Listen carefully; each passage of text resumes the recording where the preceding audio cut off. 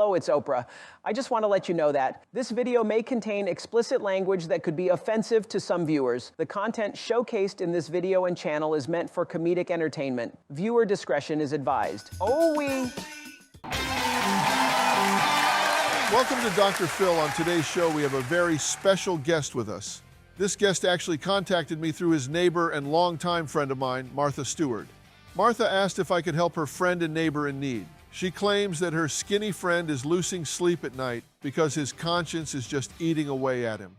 Folks, welcome Snoop Dogg-y-Dogg to the show. Thanks for coming on the show, Snoop Dogg. What seems to be bothering you? Well, Dr. Phil, thank you very much for having me on this show. I don't know what it is, man, but lately I just can't get any sleep.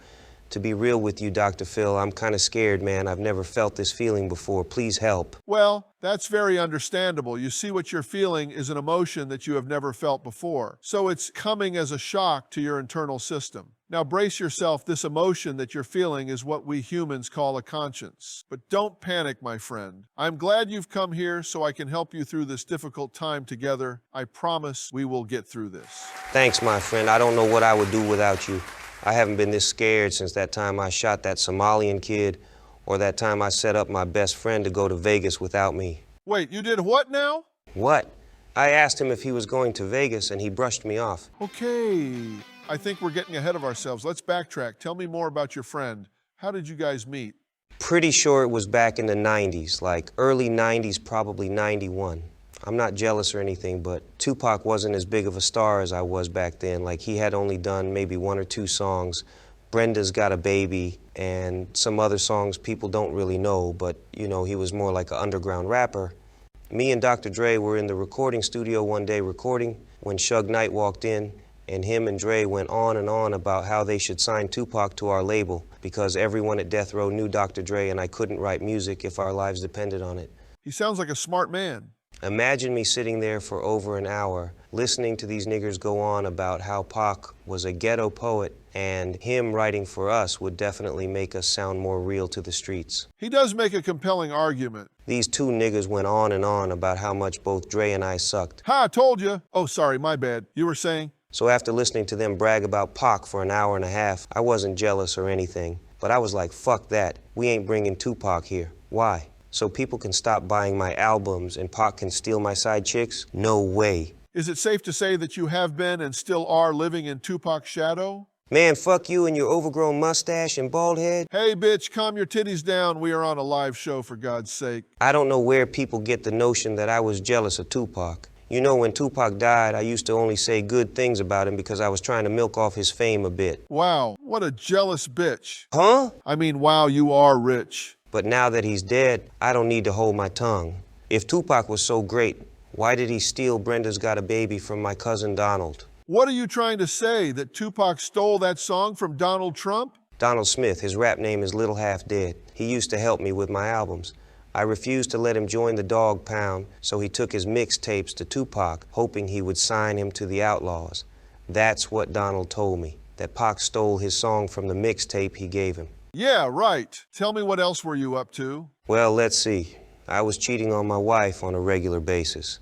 I started a cocaine addiction and was stealing most of my music from up-and-coming rappers. Sorry to cut you off. Let's talk about your Cuban compadre for a second, shall we? Oh, yeah, well, you know... Well, the reason I'm asking, everyone assumes, myself included, that you prefer marijuana, not the white powdery stuff. Bro, how do you think I stay so damn skinny? Unlike Tupac, who stole that one song from my cousin. Can you believe he would steal from my cousin? That's just wrong, bro. And when I wasn't stealing songs from other people's mixtapes, I was single-handedly responsible for starting the East Coast-West Coast beef. Well, I can't take all the credit, Biggie helped. Everyone thinks it was Tupac that started this whole thing. Nope, it was me, it was your boy. Actually, now that I think about it, it wasn't actually all my fault. It was that fat ass that started it. He shot up my trailer for no reason. Oh, so you knew this fat, overweight individual as well? Yeah, his name is Christopher Wallace, Biggie Smalls. We weren't really friends, more of acquaintances because we were both in the rap game. He was actually more of Tupac's friend than mine. To be honest, I wasn't really a big fan of this fatty. You should see him. He had the biggest droopy eye you'd ever seen. I actually dissed him in a mixtape one day about it. Maybe that's why he didn't like me that much. Who knows, man? What did you do to make this fat individual so upset at you? You know, I couldn't really tell you, to be honest. Maybe it had something to do with the music video I made, where I was stomping on buildings and destroying New York City. I have to be honest with you, Snoop. My kids love your music, and I'm sure they have listened to almost all of your songs. But what I didn't know is that you made a song dissing Biggie Smalls. You even went as far as to make fun of his lazy eye. Why would you do such a thing? Actually, now that I think about it, it's actually Tupac's fault, because he's also on that track dissing Biggie and the East Coast with me. So yeah, I'm sure he influenced me, as he's done many times in the past. He was a negative influence on me, Dr. Phil. Is that right? You know, I never even used to use the word bitch until I met Tupac. Let me stop you there for a second, Snoop. You see, this is a common problem, an issue I see amongst young men. I've noticed that they're always referring to their women as bitches. But in my professional opinion, they are using that word out of context. Now, I want to be very clear about this. There's absolutely nothing wrong with calling your wife a bitch when you guys are in your bedroom about to get intimate. In that scenario, I actually highly encourage it. In fact, Robin is the one that brought me onto this idea that when in bed with Robin, it is my job and duty as her husband to call her a bitch and to treat her like one. But out of the bedroom, that's just wrong. Make sense yet? You see, Robin is a real freak in the bedroom. She likes it when I slap her around and call her the B word. But I would never call her a B word out of the bedroom. I'm a gentleman after all. I can't afford a divorce. Do you know how much of my hard-earned Oprah Winfrey's money I've spent on her face? Bro, you wouldn't believe me if I told you. You mentioned earlier that you sold your soul, I believe. Is that right? Tell me more about that. Let's be real, Dr. Phil. In our industry, who hasn't? Ha ha ha ha ha. Yeah, I guess you're right. Sometimes I wonder if Robin has sold her soul, but there's no way with all of that plastic surgery to find out. Yeah, I mean, everybody else I know in the music industry and in Hollywood doesn't have a soul. So what difference does it make if I have one or not? In fact, it actually furthered my career. I started getting way more movie roles when I made that music video where Lucifer's sitting by my bedside asking me to sell my soul. Have you seen it? No, but it doesn't surprise me. I actually wake up from my bed unexpectedly about twice a week. Typically, this occurs around 3 a.m. to find Robin talking to Lucifer about her day and what her plans are for her face. In fact, my boss, Oprah Winfrey, and Diablo are very good friends. I've seen him many times at her get-togethers. Yeah, I see him all the time at Diddy's parties. He's usually the life of the party. Yeah, he's cool that way. Good guy. I'm actually very proud of you, Snoop. You're actually being honest and opening up. Talking about your feelings is very important in my opinion. Doesn't it feel good to get this stuff off your chest? Faux show, Dr. Phil. Usually I'm the one putting things on other people's chest, not wiping it off, if you know what I mean. Yeah. It's great. Ever since Instagram, I can just go on there to message 18-year-old Insta thoughts. I'm honestly sick of these dirty groupies telling people I need 5 Viagra pills just to get my dick hard. I hear that. It's actually 4 pills. Get your facts straight, hoes. That's why I always live by the motto that you can't turn a hoe into a plastic-looking housewife. It does come with a downside, though. These Instagram girls are quick to expose your dirt, like that Selena Powell who told the whole world I got coke dick. Wait, coke dick? For those of us unaware of this phenomenon called coke dick, can you tell me more about it? You remember earlier I said that people assume I smoke weed, but I'm actually more into the powder? So after many, many, many years of partaking in the white stuff, I find it very difficult to get a hard-on without 4 pills of Viagra. That's actually gross. Let's talk about something else. Tell me more about your friend, the one's shadow you live in. So you know how I've been telling everyone that I'm responsible for bringing Tupac to death row? No, tell me about it. Well, I lied. No shit, Snoop Dogg lying, no way. I just made up that story about me telling Mr. Knight to get Tupac out of jail. Sorry, I just wanted people to like me. I wanted people to like me as much as my head of security, Kevin Gaines, loved sleeping with Mr. Knight's wife. I hired Kevin Gaines, a LAPD cop, to head my security. Gaines was an active LAPD detective who was affiliated with Rafael Perez and David Mack. These guys were some of the most crooked cops to ever live. These guys were straight-up killers. You know, Dr. Phil, not a lot of people know this, but the movie Training Day was based on Perez's life. You think it's a coincidence that they asked me to play in that movie with Dr. Dre and Denzel Washington? I love that movie. You did a great job portraying a crippled crackhead. That role in that movie seems so natural for you, as if you have experience doing that sort of thing. When Tupac got out of jail and came to death row, that was probably one of the worst times of my life. I wasn't jealous or anything, but Tupac coming to Death Row Records was like a curse. No joke, it was as if everything around me was falling apart. Tupac comes out of jail and he all of a sudden thought he owned Death Row just because Mr. Knight took a liking to him. I mean, don't get me wrong, the guy was way ahead of everybody on the label, like the guy was amazing at what he did. But he was fucking annoying too. When Tupac showed up, I had pretty much got shelved. My record got pushed back and everyone was just focusing on Tupac. All I could hear is Tupac, Tupac, Tupac everywhere I went. It was so fucking annoying. Even those sellouts, Daz and Corrupt were following Tupac around like groupies begging to work with Pac. Sorry to rant, Dr. Phil. No, you're not ranting. This is good. Get it off your chest. It's clearly what's eating away at you and keeping you up at night. But go on, tell me more. It got so bad, Dr. Phil, that I couldn't even hook up with my own groupies and side chicks. You know how annoying it is to be hanging with a hoe and all she can do is say, "What's it like to work with Tupac? How is Tupac? Tell me more about Tupac, Snoop." I hear you, bro. These bitches be crazy. You know how embarrassing it is to have your side chick cut you off? Bitch, I'm Snoop Dogg. Who is you? Right? Jeez. Me and my big mouth. I was on that podcast, Drink Champ, I love that podcast. and I was stupid enough to blurt it out loud. I know I heard. I was embarrassed for you. Why would you do such a stupid thing? That was almost as bad as that time P. Diddy told the whole world on a live podcast that him and Usher used to date. Tupac also didn't like Dr. Dre. So what Dre is gay? Do you see why Tupac had to go? The guy was out of touch with the times. Could you imagine if he was around right now? He would be calling me a little bitch left and right just because I like to get French tip manicures and wear a skirt once in a while. Definitely. Me and Diddy had a conversation about this a while back, how Tupac was too old school and he needed to get with the times and realize that you can't go around calling gay people fags anymore. Those were good times. Those good days are in the past now. Even Quincy Jones tried to talk some sense to Pac. But that homophobe Tupac was like, "No, I'm not gonna let you touch my wiener and stuff." As you can imagine, my boy Quincy was livid. I spoke to Quincy not too long ago about this, and Quincy made a very good point, Dr. Phil, considering Tupac was engaged to his daughter. He was like, Tupac didn't want to do butt stuff and he was against keeping it in the family.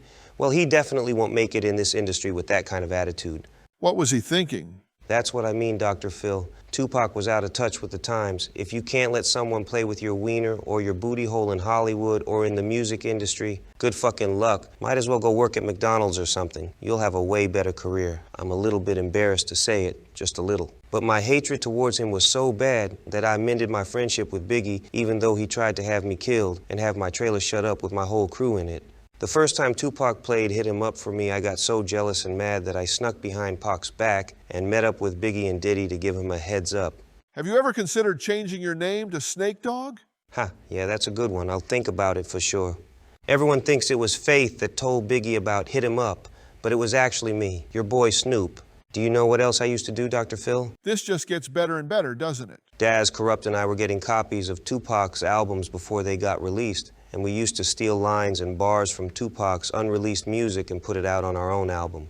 Were you not worried he would find out? We would put his lines in our own songs, make sure our album comes out before his, then people will think Tupac is stealing our lines. Even after he died, we were still doing that.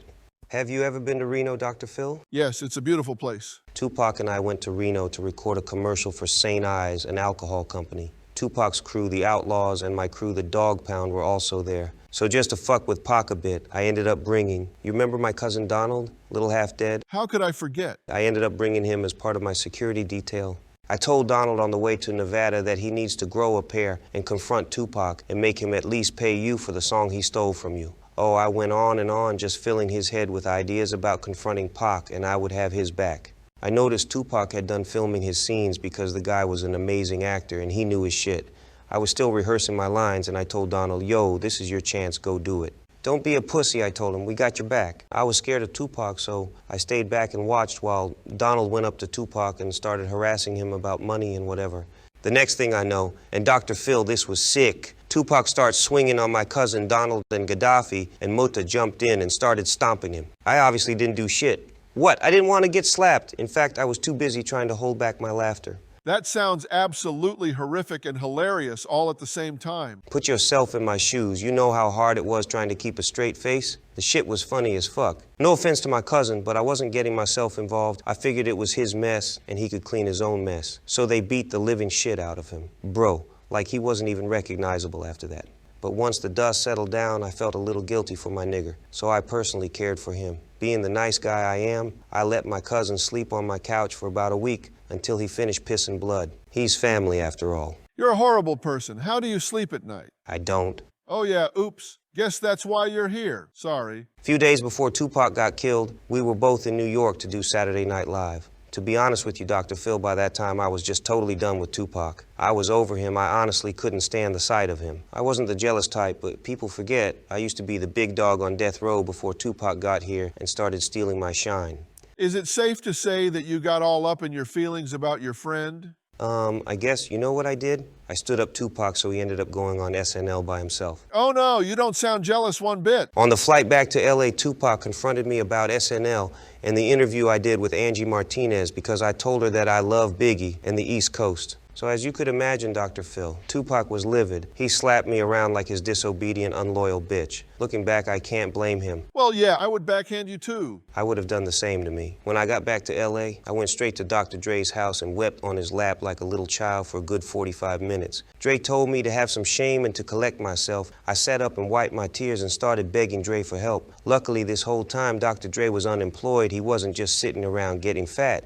Dre told me he was meeting with Jimmy Iovine. Who's that? Jimmy Iovine was the CEO of Interscope Records. He owned Death Row Records. I was so excited to hear that Jimmy gave Dre the green light to take care of Tupac and Mr. Knight. Oh. That following night, I called an emergency meeting with my head of security, Kevin Gaines, his two homies and LAPD cops, Rafael Perez and David Mack. Oh, guess who accompanied Kevin Gaines?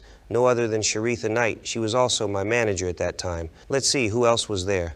Lawyer David Kenner and Reggie Wright Jr. Reggie used to be a Compton cop who got fired for being crooked as fuck. He owned a security company and was known for hiring off-duty cops. That's a lot of people. Well, think about it, Dr. Phil. We were about to whack two of the biggest names in America at that time in Las Vegas after a Mike Tyson fight. This had to be well executed. Good point. Everyone at this meeting seemed to have their own agendas as to who they wanted dead and why. Myself, personally, I didn't have an issue with Mr. Knight. I wasn't jealous of Tupac, but I just wanted him to not breathe no more. Sharitha wanted her husband out of the way so her and Kevin Gaines could get married and own the company for themselves. Perez and Mack were crooked as fuck. All they cared about was money and to be able to run Death Row behind the scenes. Jimmy never liked Tupac or Mr. Knight and knew Dr. Dre would help him turn the rap game Lady Gaga, if you know what I mean. Oh, that's yucky. That's right. Gay! Don't shoot the messenger, Dr. Phil. To some people that might sound like an impossible task, but if you think about it, we had LAPD cops, Las Vegas police, straight-up killers, and a powerful lawyer on our side. Did I mention my cousin Nate Dogg was a Marine SEAL?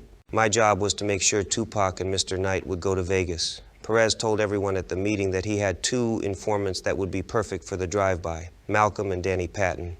The brothers were perfect for the job as they had previously done security for Death Row, and they would easily blend in with the rest of the homeboy security to keep tabs on Tupac. I let it be known at the meeting that my cousin Donald would have to be in the car when they do the drive-by. Plus, I owed my nigger a favor for getting his ass kicked by Tupac and his crew in Reno. I also needed someone there in Vegas to give me a play-by-play while everything played out. So where were you while everyone was in Vegas? I stayed behind in LA because I needed an alibi in case things didn't go according to plan. But I had one of those Nextel radio phones and I was able to hear everything. So who is Anderson? I keep hearing on the news about a gang member named Anderson whom the police claim was the shooter. Oh, you mean Orlando? No, Orlando Anderson was the fall guy. You guys set him up? Yeah, that was Reggie's idea.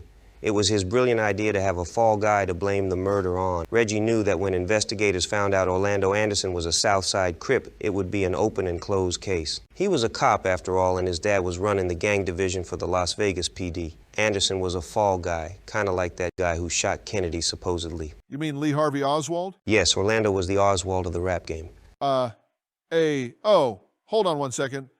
Okay, so I'm sorry to cut you off, but my producers are telling me that we need to cut it short because it sounds like we need to run some of this by our legal team before anyone here gets in trouble. So let's end it here, and then we'll have you back on the show, and we will continue where we left off. But I think we're making a lot of progress, or we made a lot of progress today. So that's positive at least, but let's end it here. We'll check with our legal team, and hopefully no one gets sued. Fuck! You good, Philip? Oprah is going to be so mad. Haha, yeah, she will. Well, that's all the time we have today. I would like to end this show by saying, no one likes a jealous bitch, okay?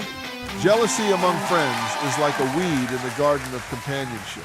You see, when we start comparing ourselves to those around us, we're watering that envy, letting it grow and overshadow the beautiful garden of friendship. It's crucial to understand that your friend's successes aren't a measure of your own worth.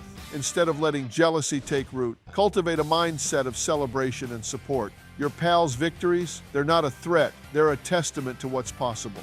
Embrace their achievements as inspirations for your own journey, and watch how that garden of friendship flourishes without the weeds of envy. This is Snoop Dogg, and you're watching OOWEE.